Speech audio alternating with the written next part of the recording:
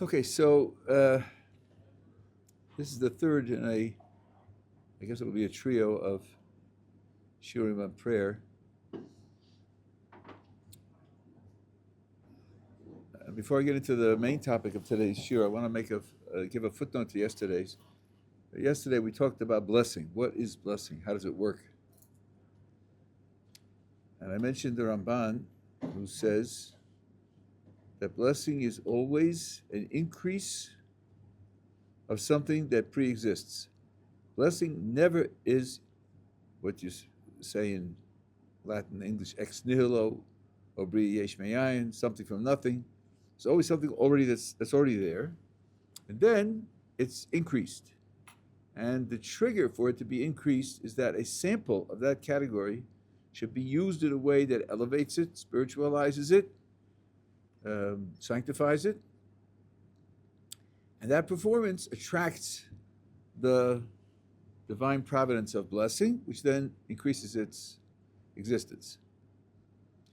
Now, in prayer, one of the most common words is Baruch. And Baruch is a very subtle and complex word to explain.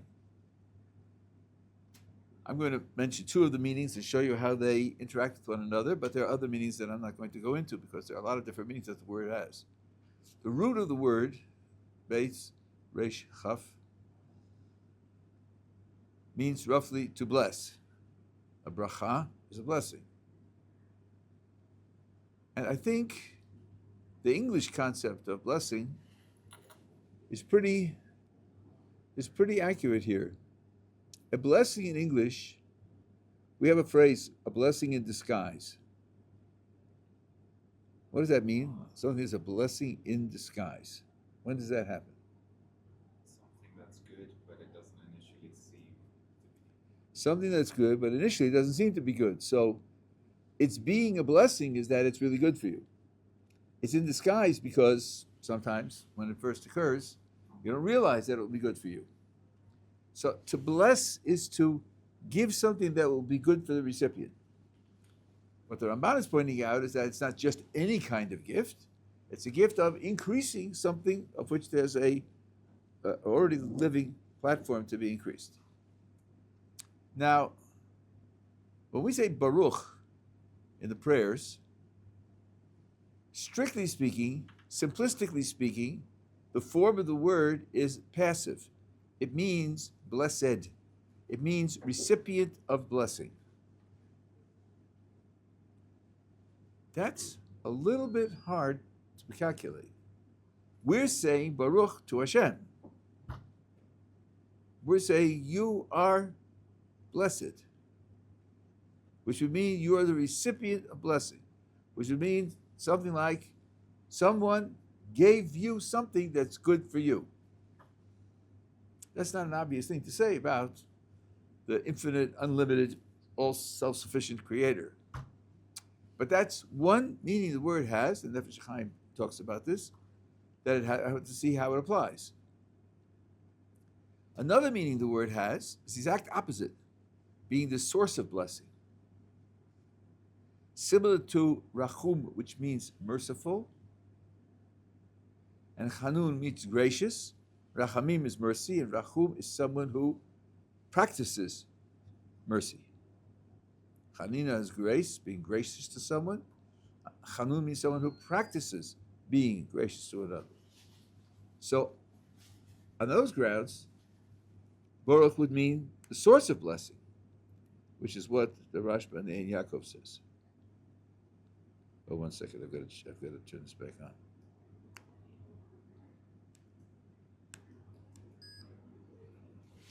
So, I'm suggesting that one out of 106 different ways to experience the word Baruch when you use it in prayer is to try to focus on both meanings simultaneously.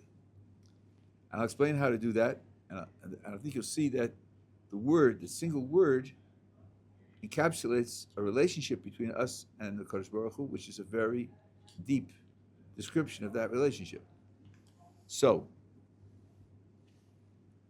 do we really believe that HaKadosh Baruch Hu could receive a blessing, let's say from us, we could present to him something that's good for him. Is that a Jewish idea? It's not very intuitive. But there's a statement in the Talmud, Ezu Chasid, who is a practitioner of chesed, which is loving kindness, who qualifies for the title, practitioner of loving kindness? And the answer is, Hamis Chased Im Kono, someone who does chesed to his creator. So there it is, black and white. It's somehow, what we do, we could practice loving kindness to the creator. Now, half the answer, I'm not going to do the other half because it'll take us too far afield, but half the answer is this. Part of the way that HaKadosh Baruch Hu relates to the world and relates to us is as a creator who created the world for a purpose. That purpose requires developing the world in certain ways. And he ordained that development should take place via a partnership between himself and humanity as a whole, but practically speaking, the Jewish people.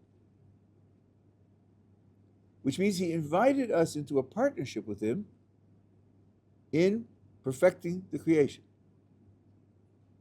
Now, since that's his project, anything that would move his project forward would be described as something that's good for him. And since he's invited us to contribute to that project, he's invited us to give something that's good to him. So, yes, I know when you press the theology, you can get into all sorts of problems. Isn't he infinite? Isn't he totally self-sufficient? Does he really need us? And so forth and so on. Yes, you could press those questions. They're good questions, and perhaps we'll discuss them at another time. Sunday night we have Q&As, remember? But that is definitely a picture that's throughout Jewish literature. So for us to understand the vocabulary of Hebrew, the basis of the Jewish picture is perfectly appropriate. So, Baruch's first meaning, as I started with, is that he receives a blessing from us in what we do. And this is what the Torah instructs us how to do. The Torah gives us instructions as to how to do things that will push HaKadosh Baruch Hu's project forward, in which way he will be receiving a blessing from us. Now, what is his project? Well, his project is to do chesed to us. That's the name of the project in its totality. Olam Chesed Yibana, the whole world is built out of his chesed that he's doing in creating the world. So, what you begin to see is there's a kind of blessing and being blessed interaction between us and the HaKadosh Baruch Hu from both sides. We push his project forward, and therefore he gets something that's good for him, which way we bless him.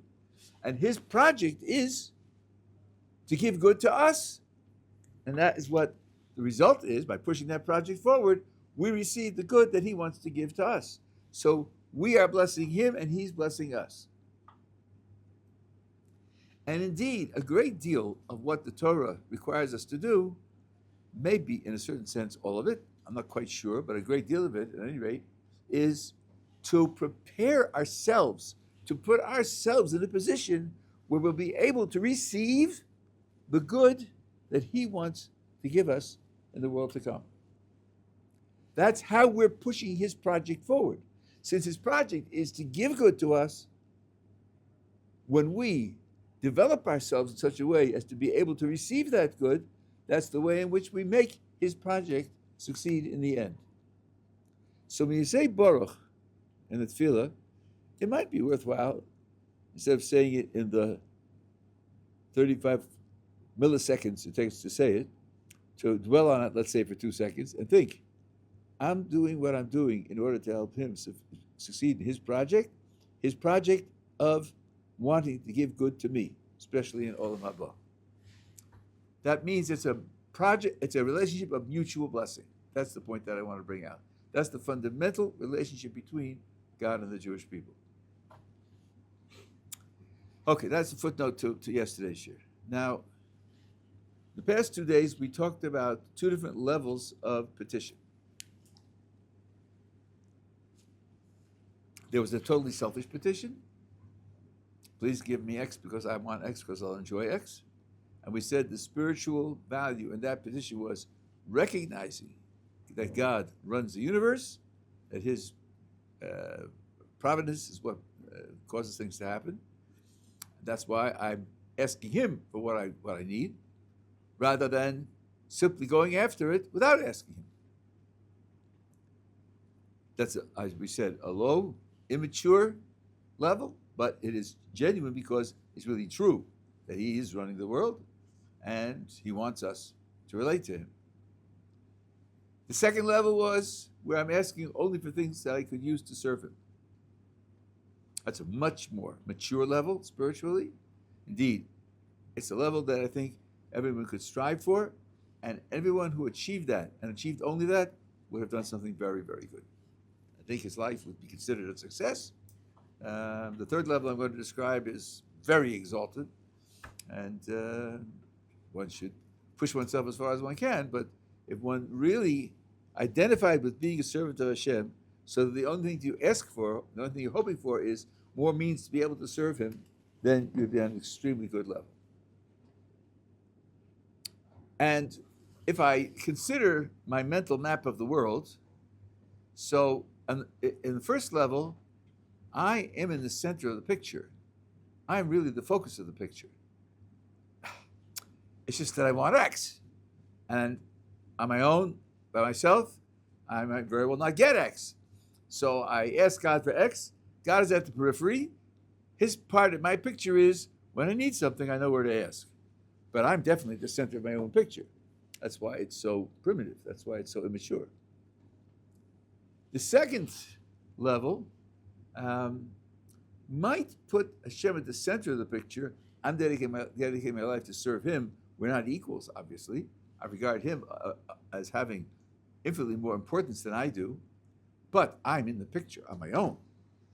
I'm an agent, and I'm calculating what's worthwhile for me to do. What is the best way that I can spend my life? I want to fulfill the potentiality of my life. Then I look at the reality of the Creator and I say, there's nothing better I could do than to serve the Creator. But my presence in the picture is independent. The third level that I described to you abstractly yesterday is where the whole picture is filled only with Hashem's presence.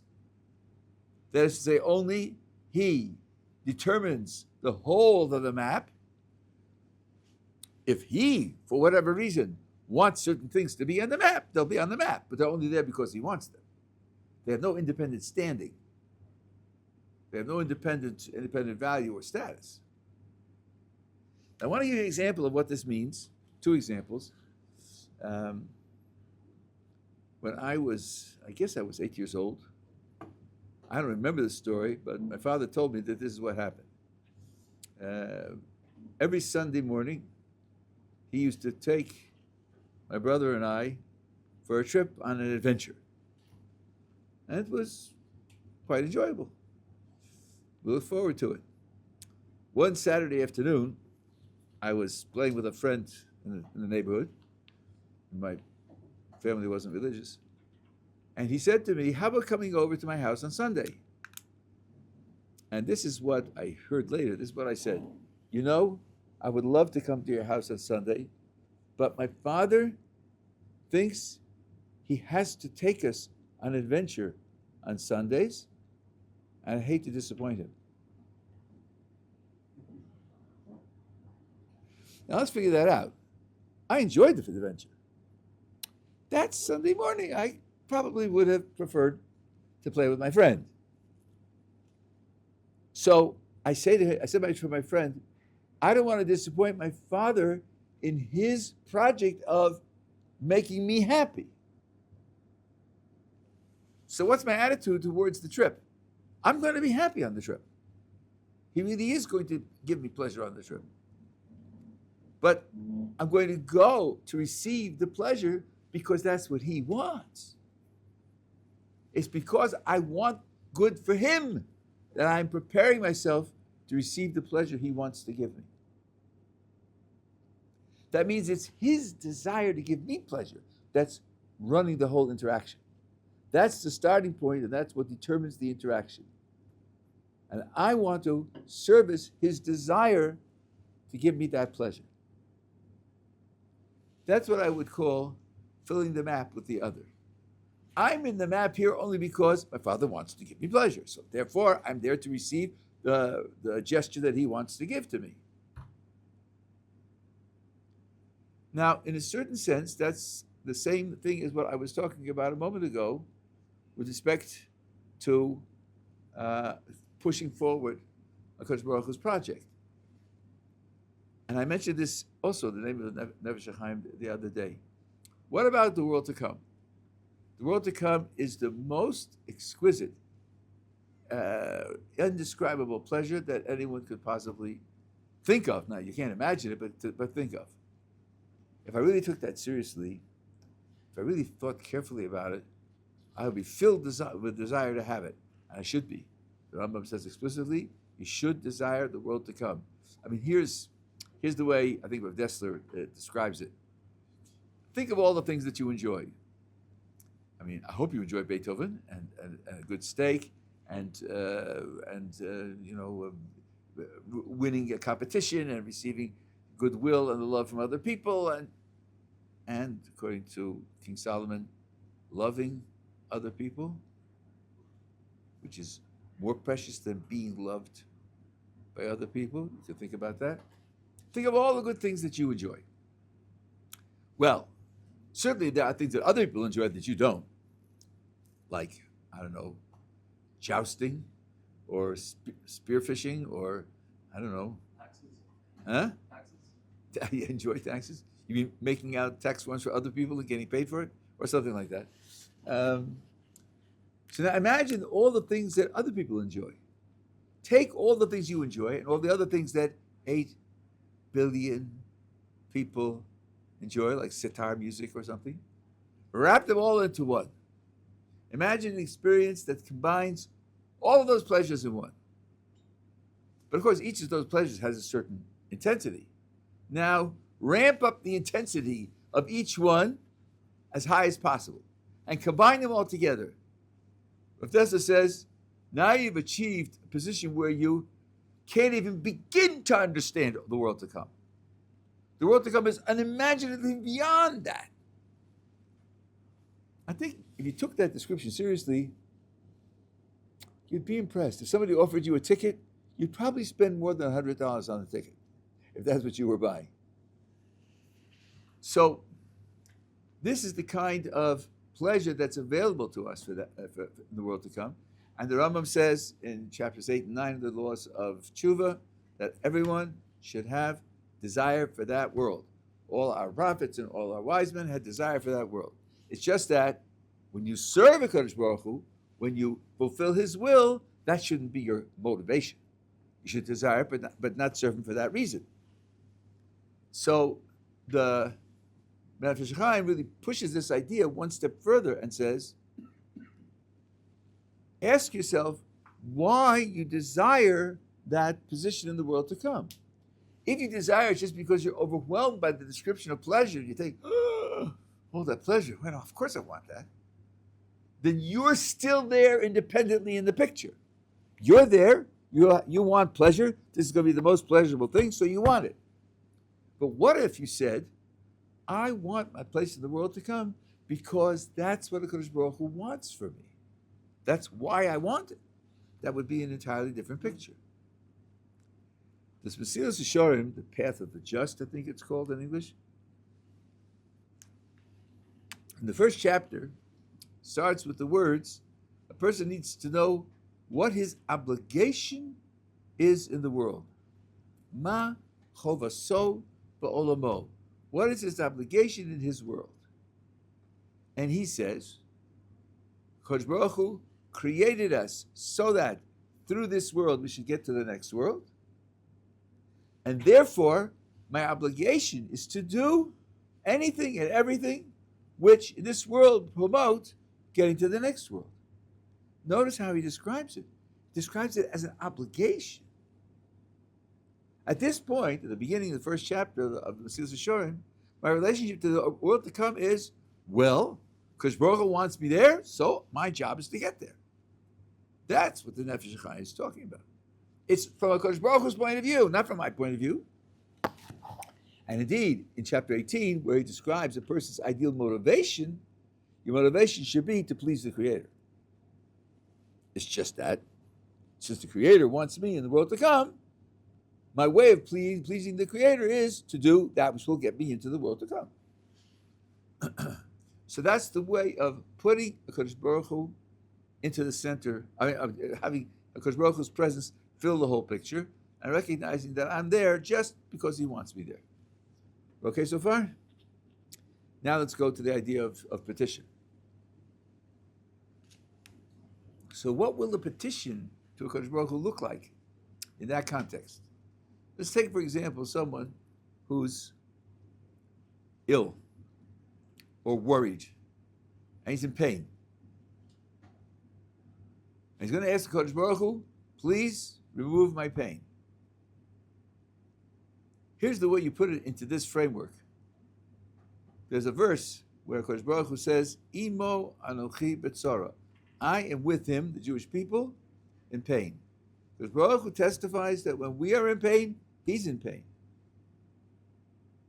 Now here's how the request goes. Ribono Shel Olam, I know that when I'm in physical pain, or I'm worried and I'm suffering, you too, okay, the Shekhinah, you too are in pain, and I can't abide the idea that you're in pain. Please end my pain so that you won't be in pain.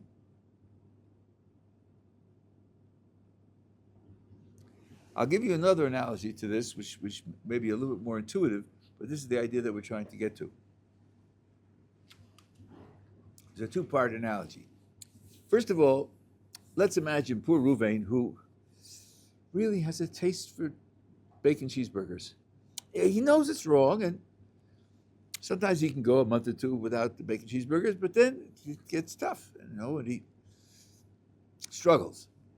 Now let's imagine that, unbeknownst to him, in the middle of the night, we gave him a sedative, and we hooked him up by an electric current to an 18-month-old baby, so that each bite of the bacon cheeseburger will cause a jolt of electricity to torture the baby. There he is walking into McDonald's. It's been 10 weeks since the last bacon cheeseburger.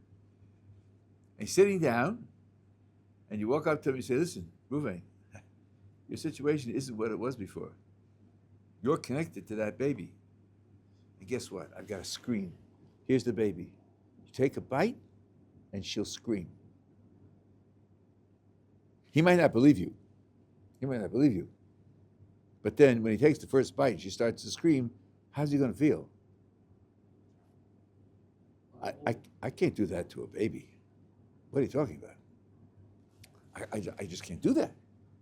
My bite is going to cause that pain to a baby? I'm not going to do it, for sure not. The baby's pain is just too much to think. It's too evil to think that you're causing it. Okay, now let's take the picture one step further. My suffering is connected to the suffering of the Shekhinah, of God's presence in some respects with it. So when I feel myself in pain, I picture my pain is linked to the pain of the Shekhinah. If I really am identified with the Creator, if my picture of the world is filled only with the Creator, then the idea that my condition is causing pain to the Creator is something which devastates me. Now, how am I going to remove this pain from the Creator? Well, since the Creator is linked to me, and it's my pain that's causing his pain, I'm going to ask him to stop my pain so that he won't be in pain.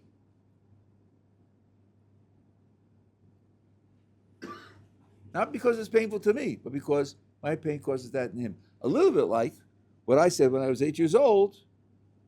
I don't want my father to be disappointed. I'll accept the pleasure he wants to give me because I don't want him to be disappointed. My identification was with him. So that means to look at the world through the lens of what does it mean to a Kodesh Baruch Hu? Where does the Kodesh Baruch Hu stand in this picture? And then to make my petition fit that environment, fit that background, so that it isn't self-directed, it's rather directed at a Kodesh Baruch Hu. So for another example, one of the things we ask for is the coming of the Mashiach. Why do we want the Mashiach to come? So, it is true that people think this way, and it's not wrong to think Jews are suffering. And we're suffering terribly because the Mashiach isn't here. The Talmud goes through a dozen things that our lives are impoverished because we don't have the temple, because the Mashiach isn't here. And so you ask, please, the Kodesh Baruch Hu, bring the Mashiach so that our situation in the world will be an entirely different situation, a much better situation for us. That's not wrong. It's again like at the first level of petition, which is just immature, primitive. Let's try to look at the world through HaKadosh Baruch Hu's eyes, through his lens, without the Mashiach. What does it look like there? Well, some of the sources say it's a gigantic desecration of God's name. It's a Chilul Hashem. Because God, the all-powerful, the almighty, the unlimited, the creator and maintainer of the existence of everything, has a world which isn't satisfying his plan. It's not achieving what he wants the world to achieve. That seems to be an embarrassment. Seems to be out of sync with his ability that we would imagine to have to make things go the way he wants them to go. So, if I look at the world through his eyes, I see a desecration of his name. If I'm identified with him, I say, I don't want your name to be desecrated anymore. L'man Shimcha, for the sake of your name, please send us the Mashiach. And then there's another way, which the Rambam mentions himself in chapter 9 of the Laws of Tshuva, which puts the two ideas together. The Rambam says this. He quotes the Gemara, Schar b'hayar maleket. The real, word real is important, the real reward for the things that, for keeping the Torah is not in this world. It's really in the world to come. But the way in which we access that reward is through doing mitzvot and learning Torah and learning God's wisdom. That's how we access it. Now, our ability to learn Torah and to perform the mitzvot depends to a great extent on our circumstances. If we're in circumstances of war or famine or disease or discord, which we make on our own, then it's very much more difficult to perform the mitzvahs in the best possible way and to learn Torah in both in extent, in quantity and equality.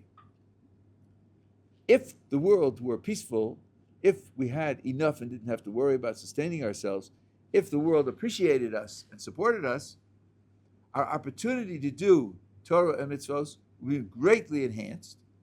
And that Torah and mitzvahs that we would do would then be the platform on which we would go to the world to come and be able to receive what he wants to give us.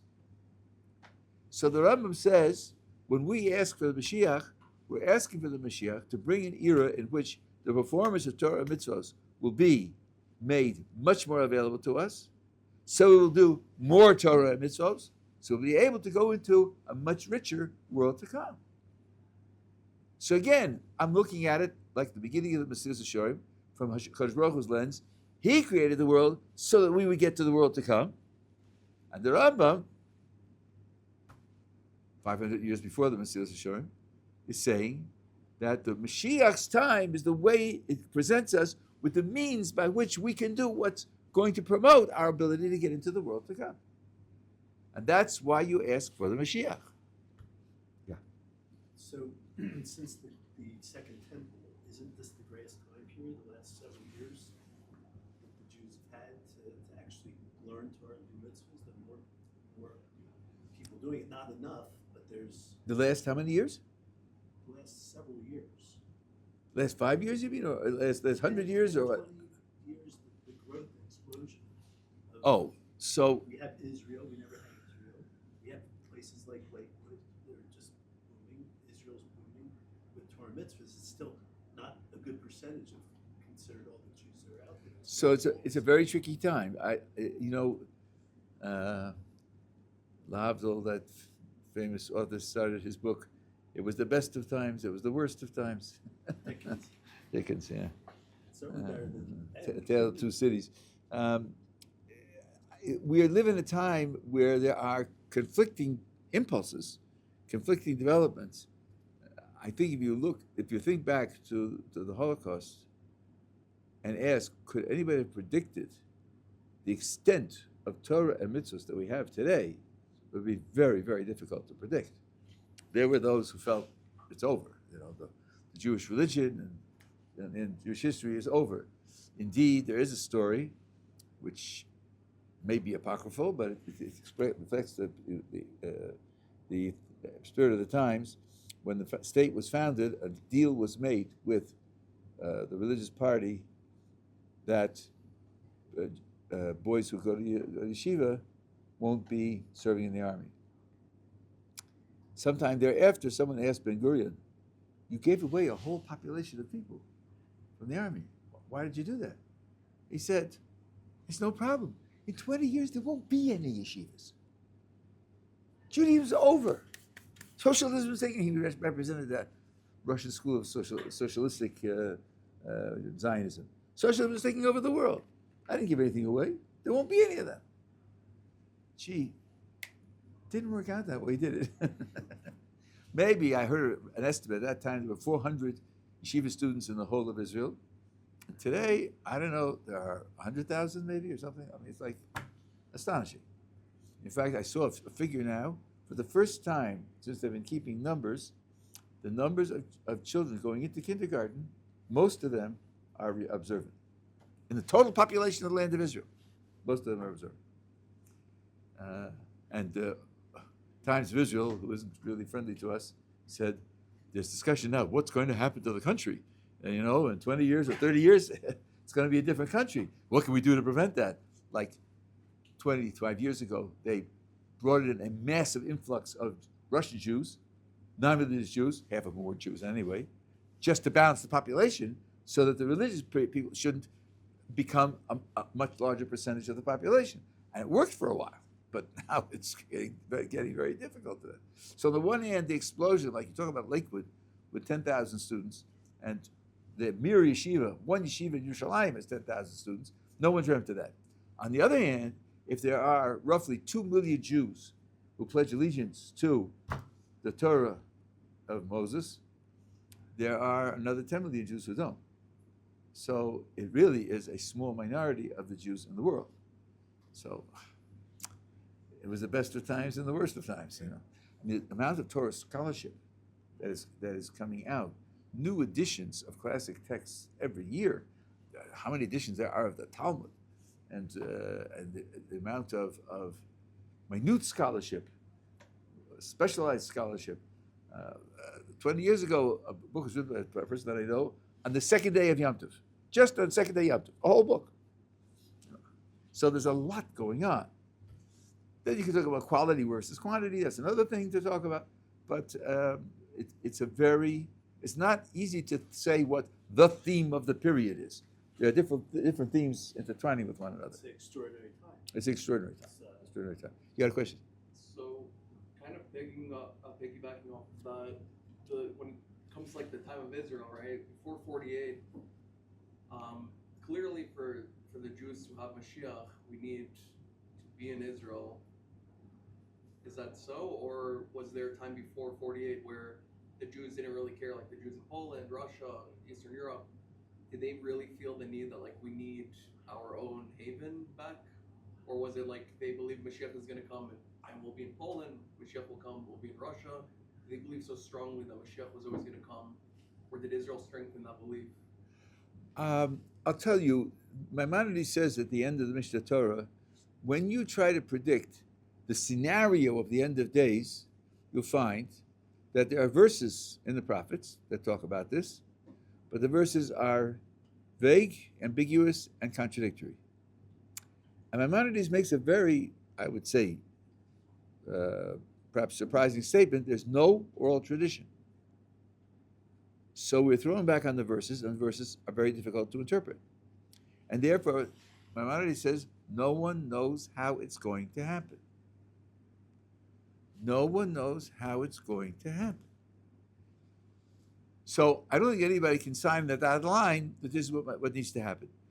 And in particular, there's a Gemara Megillah which describes one possible scenario, and that is reflected by what we have in the Siddur. Now, if you look in the Siddur, the petitions which deal with the end of days,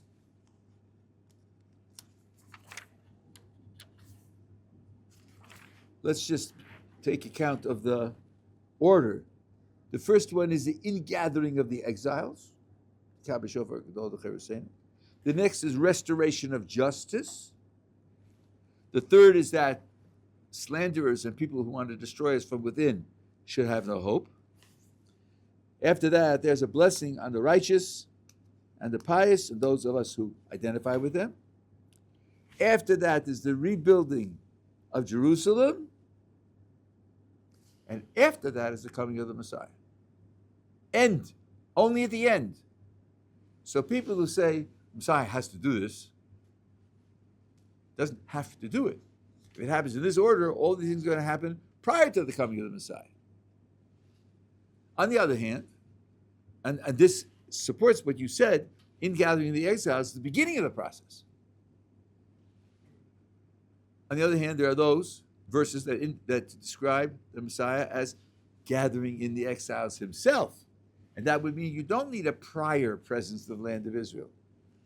On the contrary, he will do it. So maybe he will, and maybe he won't. And since we don't know, we can't put a red line and say, well, if you want to bring the Messiah, come to Israel. So I just want to make one remark. Rabbi Yaakov Rosenberg, one of the founders of Ohr Somayach, because you used the word haven. Used the word haven. And I want to just put on the table a very bitter fact, which people tend to overlook.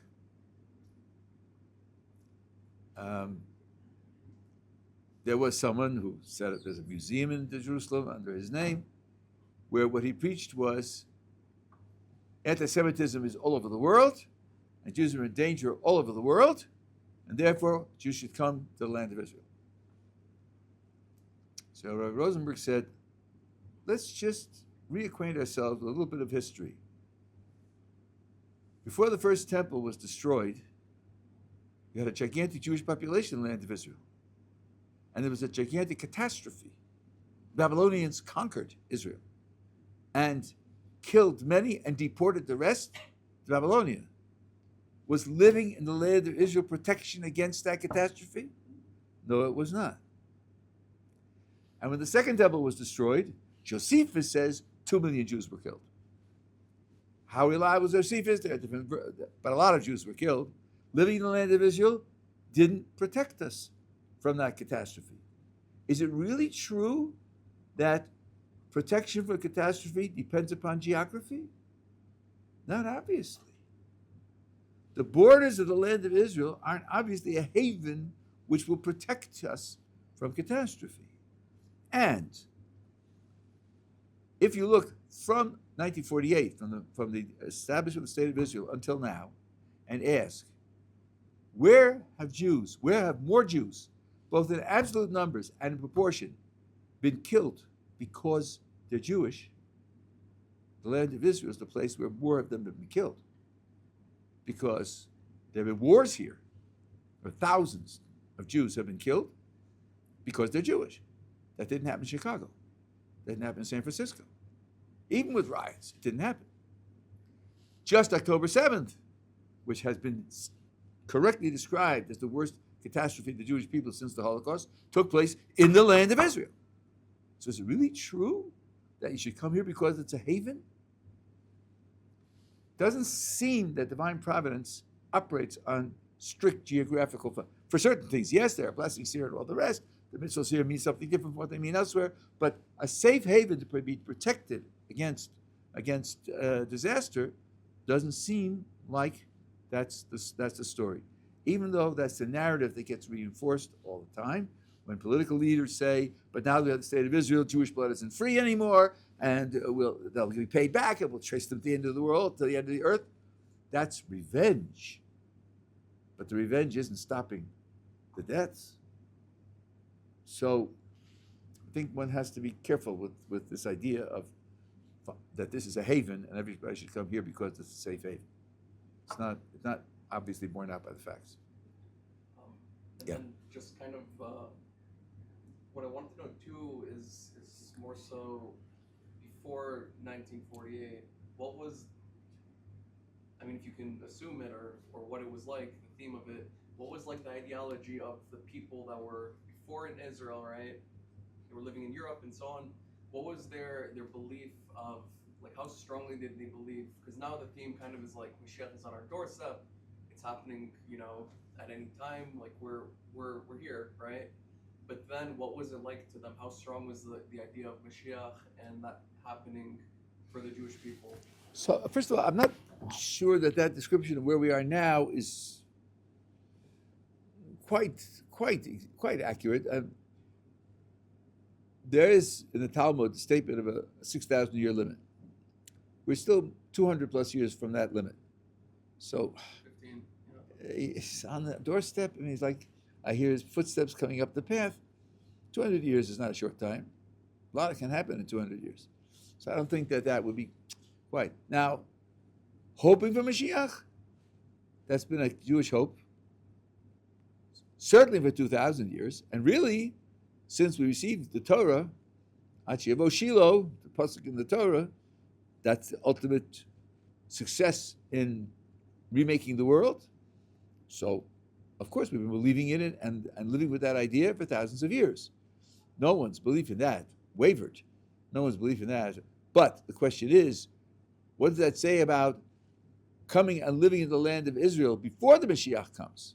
And there's a tremendous discussion of that. And there are various views. Is that a mitzvah that's incumbent upon each and every individual Jew at all times? Or is that a mitzvah that's incumbent upon the Jewish people and not on the individual Jew? Is it one that only applies as a process of preparing for the Mashiach? Or does it apply if you could do it at another time, you should do it at another time? There is a work called the Talmudic Encyclopedia. I don't even know if they finished it. They've been working on it for 50 years in Hebrew. The first few volumes were translated into English. And the volumes are in Hebrew alphabetical order, so Eretz Yisrael is there. It was at Aleph. And it's translated into English, so it's available in English to read the various views that are expressed in the Talmud and the Dovid commentaries on the responsibility to come live in the land of Israel. It's not obvious. It's not open. That's not clear. So there are various views about the practical responsibility to pick up and move and live in the land of Israel. But the hoping for Mashiach, 3 times a day, every religious Jew prays for the coming of Mashiach. So nobody forgot about it. It didn't become less important to them. It's just that how to deal with the present reality is something which needs negotiation. Okay, so that's this overall scheme of how prayer works. I want to take a few minutes just to talk about a few other words or ideas in the Shemona Esrei, and tomorrow, Yis Hashem, will go on to another topic. The word after Baruch in the Shemona Esrei is Atah. Well, that's a familiar word. You. One of the Hasidic rabbis, I forget who, said that's the most difficult word in the whole Shemona Esrei to say. Because you is said only to someone who's present. You can only use Y or U to refer to someone who's here. HE can be used to refer to someone who isn't here. That's the difference between second person and third person. So when you say the word Atah, you have to feel yourself to be in the presence of the Creator. There is an analysis of prayer. The Briskers push this very strongly. What is prayer? Prayer is standing before the Creator. That's what they would call the chefetz of tefillah. That's its identity. Yeah, when you're standing before the Creator, you say various things. And the more you pay attention to what you say, the better it is. And the deeper you understand what you say, the better it is. But if you lose track of the fact that you're standing before the Creator, it's not prayer. It's just not there at all. If you're aware of standing before the Creator and you don't delve as deeply and consistently into the meaning of the words as you could, that's the adverb. You didn't do the prayer as well as you could do it, but it's prayer. But if you lose track of being in front of him, so the atah is really a key. When you say the word atah, again, you could give it an extra 2 seconds. Maybe only once in the whole prayer, the first blessing. Give it an extra 2 seconds. Yes, the Creator of the universe has invited me into the throne room and is giving me his attention. Now, of course, since he's unlimited, he can give attention to each one of them individually at the same time. But still, I'm getting individual attention. That's something which one should feel is a tremendous privilege, and one should focus on the experience. The word atah means you focus on the experience. And the last thing I want to tell you is that a little bit further in the blessing, it says, God of Isaac, God of Jacob, our God and God of our fathers. Our God and God of our fathers. Obviously, that's not in chronological order. Why would we put ourselves first and our ancestors afterwards? And one explanation that I heard is this. Imagine the medieval period when there was the institution of serfdom, being a serf. Serfs were in an agreement with the local lord, the little L. The lord provided a military force to protect them from thieves, which if you were on your own, the thieves were powerful and vicious and you could lose everything. And for the sake of that protection, the serf would provide the lord with a certain percentage of the crop. That was the deal. I don't know if it worked like the mafia, where first the lord hires the thieves, and then they go in and say, their protection racket, As someone I know who lived in Brooklyn said, they come by and they say, listen, things happen. You don't want to happen to you, do you? So, okay. So now, you could become a serf by entering into that relationship with the Lord. But it was hereditary. So imagine you have this Lord who has a good reputation. He takes his percentage, but he does protect you, and he treats you with consideration. And Frank says, listen, I've heard about you, and I want to become your serf. And says, okay, I'll take you on. He gives him a piece of land, so forth and so on. Then Frank has a son, Peter. Peter grows up. He sees how, the same Lord, sees how he treats the serfs. He realizes what his father did. His father pledged allegiance. He makes an appointment to speak to the Lord one day, and he comes in and he says, listen, I know I'm your serf because Frank, my father, was your serf, and I'm his son. But I want you to know, even if I weren't the son of a serf, even if I weren't bound to you by heredity, I would do what my father did. I think it's worthwhile. You treat us fairly. I appreciate it. And I, too, would volunteer to become your serf. So I think you can understand that the Lord would be very happy with that. Now, let's go back to the prayer. Suppose we put it in chronological order. The God of our fathers and my God. So, why is he your God? Well, you see, I come from a line, and they're all Jewish, and this is the way we live. My father was a Jew, so I'm a Jew. Really? Just because your father was a Jew? Sort of you were born into it? The tefillah, among 100 other things it wants us to be on record that we choose this for ourselves. Even if my father weren't Jewish and I weren't born into it, still, I would have chosen it for myself. Our Father, and God of my fathers. Yes, I didn't start this alone. I didn't really initiate it by making my own choice. I have this whole inheritance, historical inheritance. But I want to be on record that it's not only because of the historical inheritance that I am where I am. That's why it says it in the reverse chronological order. And by the way, it isn't as if those who constructed the prayer invented this terminology. It's copied from the Song of the Sea, where it says, Ze Keliv Yavehu, this is my God, and I will exalt him. Okay, Aviv Ramamenu, the God of my father, and I will glorify him. So it says my God and the God of my father. So there, the text is also sort of preaching to us, this is the way I want you to look at it.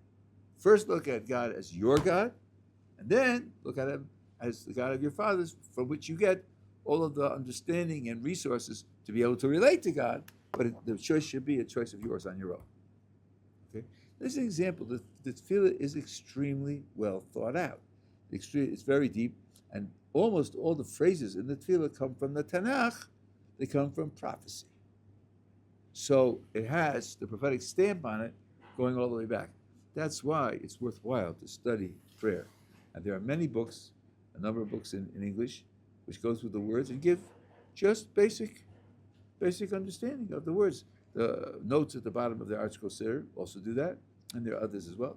It's worthwhile a couple of times a week to take 10 minutes and look through some of the commentaries to fill your mind gradually with ideas of what the words mean. So you'll have a richer experience when you pray. Okay? Okay, we'll pick up tomorrow. Hashem.